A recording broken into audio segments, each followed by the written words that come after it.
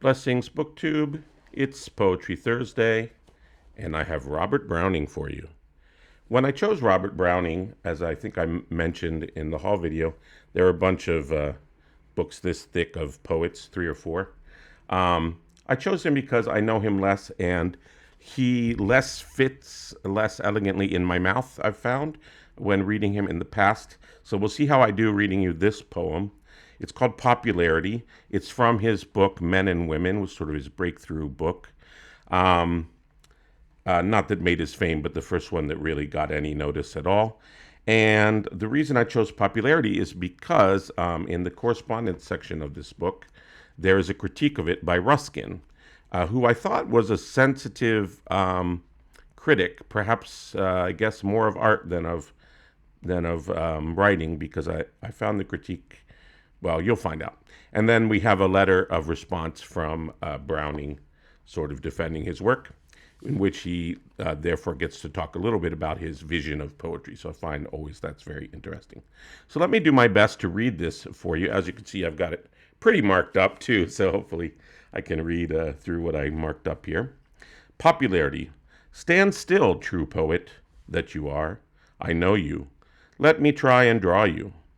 Some night you'll fail us. When afar you rise, remember one man saw you, knew you, and named a star.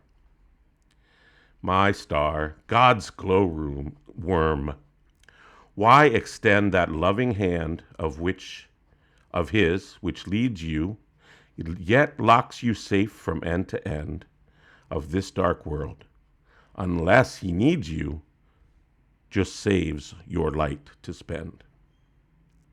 His clenched hand shall unclose at last, I know, and let out all the beauty. My poet holds the future fast, accepts the coming age's duty, their present for this past. That day, the earth's feast master's brow shall clear, to God the chalice raising. Others give best at first, but thou forever set'st our table praising, keep'st the good wine till now. Meanwhile, I'll draw you as you stand, with few or none to watch and wonder. I'll say, a fisher on the sand, by Tyre the old with ocean plunder, a netful brought to land. Who has not heard how Tyrian shells enclose the blue, the dye of dyes, whereof one drop works miracles, and colored like Astarte's eyes, raw silk the merchant sells. And each bystander of them all could criticize and quote tradition, how depths of blue sublimed some Paul, to get which pricked a king's ambition, worth scepter, crown, and ball. Yet there's the dye, in that rough mesh, the sea has only just o'er-whispered, live whelks, each lip's beard dripping fresh, as if they still the waters lisped, through foam the rockweeds thresh. Enough to furnish Solomon such hangings for his cedar house, that, when gold-robed he took the throne, in that abyss of blue, the spouse might swear his presence shone. Spouse is capital S. Most like the center spike of gold, which burns deep in the bluebell's womb, what time with ardors manifold the bee goes singing to her groom, drunken and overbold. Mere conches, not fit for warp or woof, till cunning come to pound and squeeze, and clarify, refined to proof, the liquor filtered by degrees, while the world stands aloof. And there's the extract, flasked and fine, and priced and saleable at last, and Hobbs, Knobs, Stokes, and Noakes combine to paint the future from the past, put blue into their line. Hobbs hints blue, straight he turtle eats. Nobbs prints blue, claret crowns his cup. Noakes outdares Stokes in azure feats. Both gorge. Who fished the murex up? What porridge had John Keats? So very simple rhyme scheme, right? A, B, A, B, A. The lines are alternated 8, 9, 8, 9 with a line of 6 in the fifth final line of each stanza. You could probably hear that in the reading. Those were shortened to some effect, I think. I like the rhythm. I like the rhyme. There's a good variety of syntax going across the lines and through the lines and lining and that kind of stuff. We begin with an address to the true poet, and this whole poem is about the true poet, except at the end there where we get the imitators, Polk, Stokes, whoever and whoever. Sounds like a law or accounting firm. The second stanza begins with the question, right? Why extend that loving hand of you which leads you? And then in the fifth line, we have a reminder of the address. Meanwhile, I'll draw you as you stand, because he's drifted in his grammar to third person from the direct address. So there's a little reminder there in the fifth. And then again, we get a question here and the last stanza. What porridge has John Keats? I thought there was maybe one other question in there, but I think it was a rhetorical one. What I noticed most about this, besides sort of the alchemy, right? The bees, the liquor, the flowers, the of course the shell dye, the purple dye, and the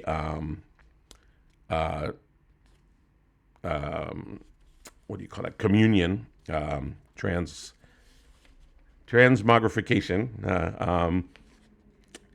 I noticed the standing, a lot of standing and holding, which I thought was very interesting, but I haven't gotten quite to the end of it yet, of figuring it out. Because what I'm going to present today, for once, is not my own critique so much as the critique of Ruskin. We begin with the very beginning. So Ruskin calls himself a monkey and compares this poem to the coconut, with lots of fine coconut cream in the middle, but surrounded by these fibers, right, that are dense and difficult. He complains of an ellipse to do with should he, which I cannot find in those words anywhere in the poem.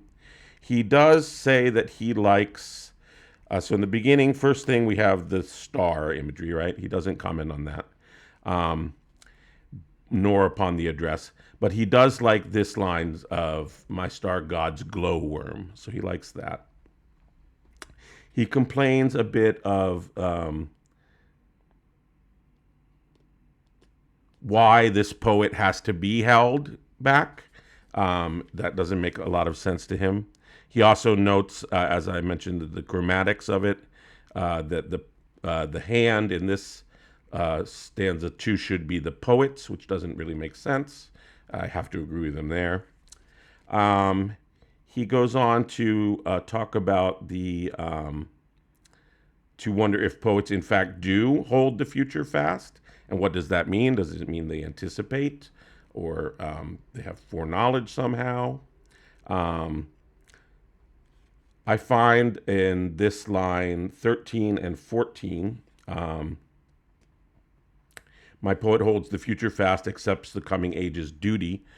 Probably the crux of the poem, as I said, I haven't gotten fully to the bottom of yet. And Ruskin does comment on those two lines as well. Ruskin's reading overall is basically like, couldn't you make it plainer? He says at one point, if you meant that, just say it so. He doesn't comment on the biblical stuff here in stanza 4, which is the feast master's brow. He does ask, who is this feast master, or F as he calls him. And he again points out the clumsy grammar, where the chalice here is referring back to brow, which again doesn't really make a lot of sense. And this comes from the notes tell me from the wedding at Cana. Others give best at first, keeps the good wine till later. But I very much read it as a communion, and this sort of transmogrification from, that's not the right word, but darned if I can think of it, transubstantiation, because later we'll get into some alchemy stuff, right, and led to gold. So transubstantiation, as you probably know, is the idea that the blood, the wine and the bread really do become the blood and flesh of Christ, which of course Browning, as a nonconformist, in fact, he wasn't allowed to go to not Harvard, to Cambridge or Oxford because of that. Although later they gave him honorary degrees. As a nonconformist, he would not have been a believer in that doctrine of transubstantiation. Okay, so that's from John 2:10, according to the notes. So then next we move on to the fissure on the sand. Ruskin doesn't comment on it, which I think you've pretty much got to explain fissure there. I mean, it seems to be reference either to Christ as fisher of men or to the various disciples who were fishers. So what they bring up by the netful is going to be soon to be shown to be these shells, which this is historical, were the riches of Phoenicia. And in fact, the name of it, and their Tyre is their capital. The name of the empire is named after this shell that makes this purple dye, which was only the royals were allowed to wear purple, which at certain points here are called blue.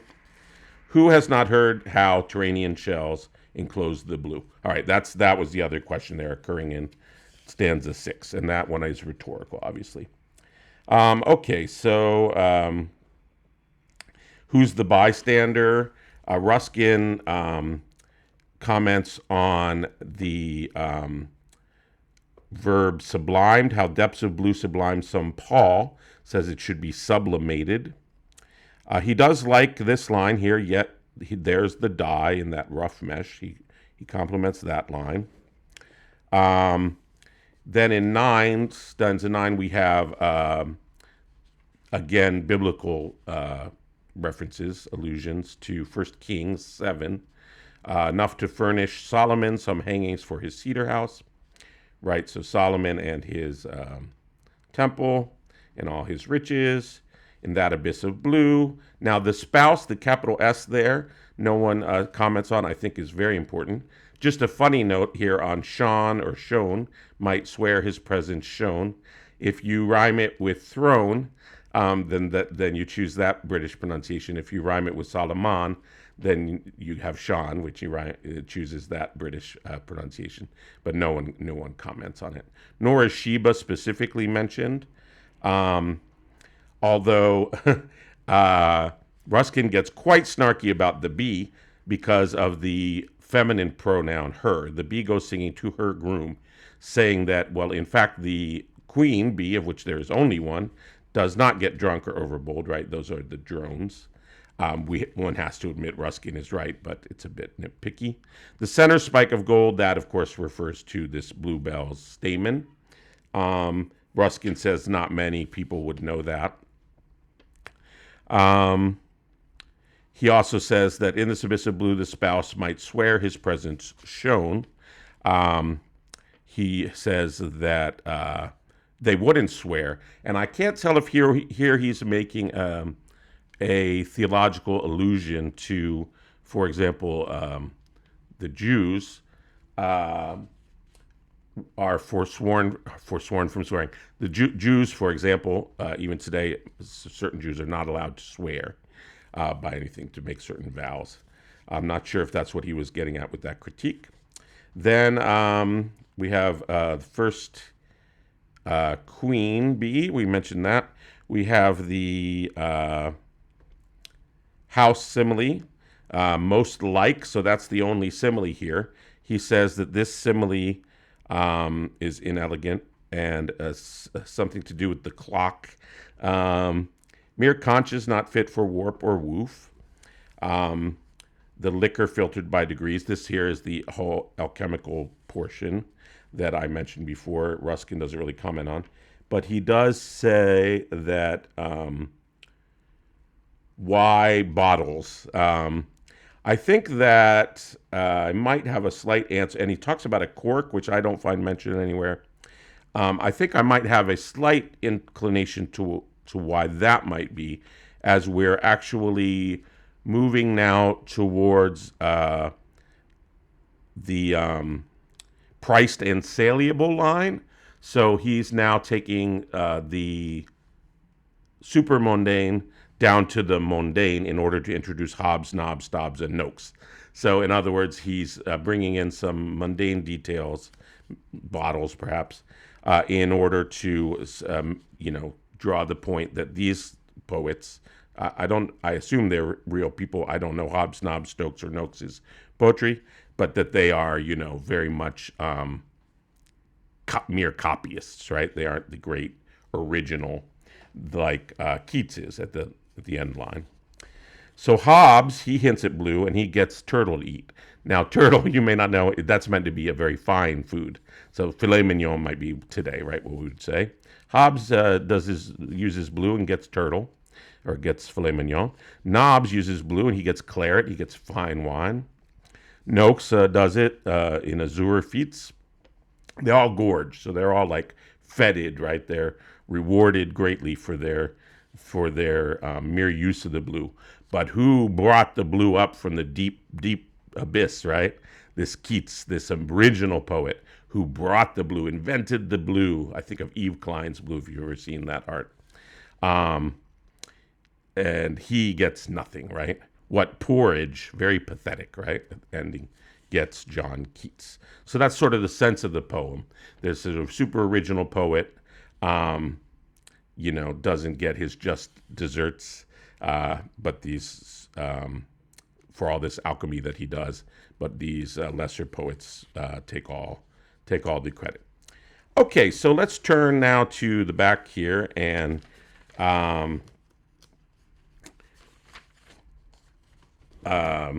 Browning's reply to Ruskin's letter of 2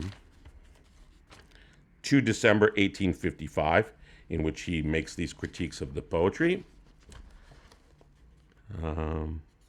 Amend matters and make the real virtue of your work acceptable and profitable to more people, is basically the conclusion of Ruskin's critique, right? So now Browning's reply, he says, I know that I don't make out my conception by my language, all poetry being a putting of the infinite within the finite. So he says, I admit all of your critiques, right? But you missed the point. I'm not trying to make prosaic, clarity. I'm trying to express the infinite within impossible finite words. A metaphor that he uses is the Stonehenge, as opposed to like the Palisade or the arcades of like North Crescent and the South Crescent of the suburb, right? For the reason indicated in the verse, to be sure to let me draw him in. So he says, why are you asking why I want him to stand still? I'm trying to draw him. That's why I'm asking him to stand. But I think there's a lot more to the standing. I really do. One night he'll fail us, as a star is apt to drop out of heaven in authentic astronomic records, and I want to make the most of my time. So much may be in standstill. And how much more, for instance, in the stay of Samuel 1:16. So Browning is fond of quoting chapter and verse. Now, this next bit is, he does make a pretty more snarky defense of a side point that Ruskin just touches on at one point, that he doesn't like poets, and I don't know that he certainly doesn't provide an example, Browning in this, but it's unclear whether he's saying, well, you sort of, I don't want to say this, but you did this as well, or whether he's saying, well, at least you don't do this. But it's basically trying to make make words behave in ways that they don't normally behave acoustically for the sake of the rhyme and verse and rhythm, right? So you might have noticed, for example, in the poem, there was over with the V in it. I can't find the exact word, but at one point he uses over with the V in it, over something, and then or whispered, in which he omits the V. So he's sort of having it both ways, although they're in 3 stanzas apart. I think that'd be pretty nitpicky. But here in the defense, he says, "Fold skirts, not a trochee, a spondy, possible in English." So I couldn't find the reference to fold skirts in this poem. So I might mention that that he's responding to the work as a whole. So they might be at certain points mentioning other poems. But Ruskin chooses to let me just give you a reading of one of these poems to show you some of my troubles with it, right? In short, once more I prayed in the confession of self-searching professor. I stand here for law, says Browning. And he says that poetry is teaching. It is all teaching, on the contrary, and the people hate to be taught. So he says, look, I know poetry is difficult, and I know, people don't like that. They say otherwise. They make foolish fables about Orpheus enchanting stocks and stones, poets standing up being worshipped, and all nonsense and impossible dreaming. A poet's affair is with God, to whom he is accountable, and of whom is his reward. And he goes on to talk a little bit about people thinking they understand Hamlet, and they don't get the half of it. Mentions Goldsmith, goes in to talk about some pretty specific Italian rhymings, and that's basically the overall sense of Browning's defense. Look, I'm trying to do the infinite in words, and the critique by Ruskin is basically you're a coconut. So there you go. Interesting example of a shorter one as I've been able to find for you guys so far, of sort of how literary critique can work, and literary conversation, critiquing back and forth, which is what, for me, I would like my channel and all of BookTube to be all about. If you liked it, let me know. I'm happy to do more of it. I might give you a Browning poem from this big, thick book that should give you at least one more, just by itself in the coming weeks, so you can just enjoy it without all the analysis.